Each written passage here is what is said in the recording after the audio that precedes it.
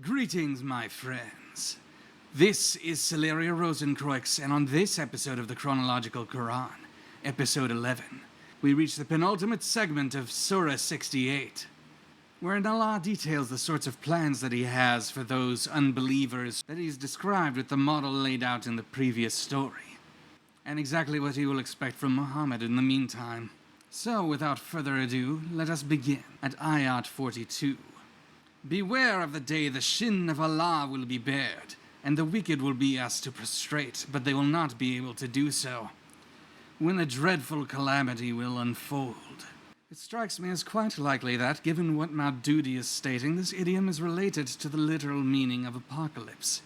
That is, uncovering or unveiling, which is part of the reason why the term is related to Revelation. The day of the shin is Doomsday, or Judgment Day as it might be more modern to say. The fact that the idiom sounds stupid in English does not speak well to it, though this is actually inconsequential.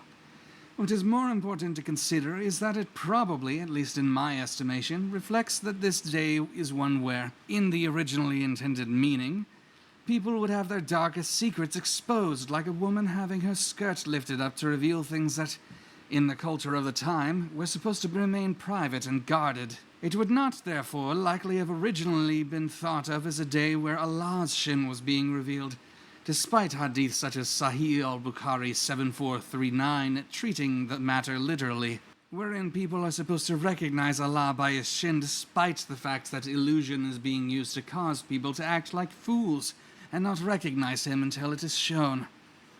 As if the apocalypse were some sort of ritualistic burlesque. Of course, this is just speculation, and I could very much be interpreting things improperly here. Regardless, as we continue on with Ayat 43, we shall see that their eyes humbled, humiliation will cover them. For when they were safe and sound, they were summoned to prostrate themselves, and they refused. Here you will see those sinners who did not submit to Allah and repent being humiliated and ritually shamed, as well as having their will taken away from them. Now, while this sort of control of the heart might seem disgusting and unacceptable on its face, it is worth noting that this is actually very similar to what Yahweh did in the Exodus passage to the Pharaoh, hardening his heart after he had already done so himself. As such, it would be unreasonable for a Christian, or a Jew for that matter, to judge this harshly as a result of finding mental domination to be fundamentally repugnant. It is worthy of noting that this is another case of Allah acting as if He were the Almighty while seemingly trying to make the one who is truly El Elyon look bad. In this case, via making the divine king out to be a figure small and lowly enough to care about humiliating and degrading those who are already going to face presumably eternal torment thereafter anyway. For there is really no reason to do this unless we are to take it as necessary to make examples out of them for the righteous who would go on to experience paradise with their Lord, and implicitly therefore that people can be kicked out of heaven after they have been let in. I would say it comes across as pathetic, but degrading is more accurate, insofar as this should be taken as shaping the ethical worldview of those who absorb the Quran and integrate it into their heart as a guide for their worldly behavior. Next, with 44, we see Allah saying, "So leave to me, O Prophet, those who reject this message. We will gradually draw them to destruction in ways they cannot comprehend."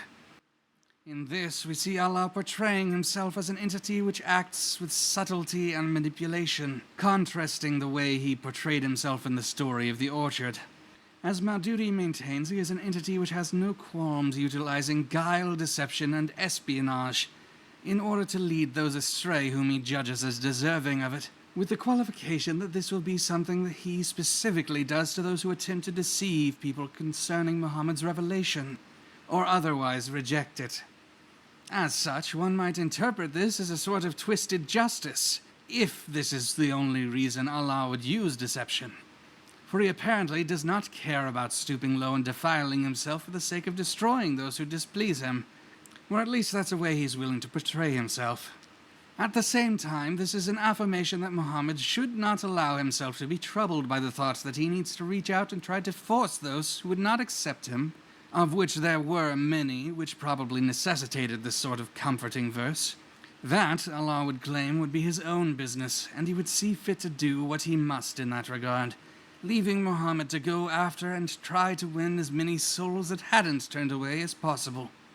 And so we move on and reach Ayat 45, wherein Allah confidently proclaims, "I will only delay their end for a while. Indeed, my plan is great, and my scheming is flawless." Here, Maududi feels the need to justify Allah's behavior, arguing that a being such as the Most High God should be able to justifiably weave plots like a cosmic spider that does not actively hunt, but allows people to trap themselves in their own foolishness. Merciless, subtle, and still very predatory. At this point, though, while we know that Allah might brag about his scheming, and he is obviously capable of using nature to punish people for their sinful attitudes, it is not necessarily clear that he totally controls fate. After all, even if he allows them to persist in whatever riches their evil might bring them, as much strain as this does bring to the integrity of the narrative this surah is trying to tell, given its earlier content, it isn't clear that he is the one who entices people towards those material goods, or that he leads them to either righteous or sinful paths based on his personal whims at this point. Certainly, what we have read of the Quran thus far does not declare such a thing. Lastly, we will examine ayats 46 and 47, which begin, "Or are you asking them for a reward for the message so that they would be overburdened by debt? Or do they have access to a record of the unseen so that they may copy it for all to see?"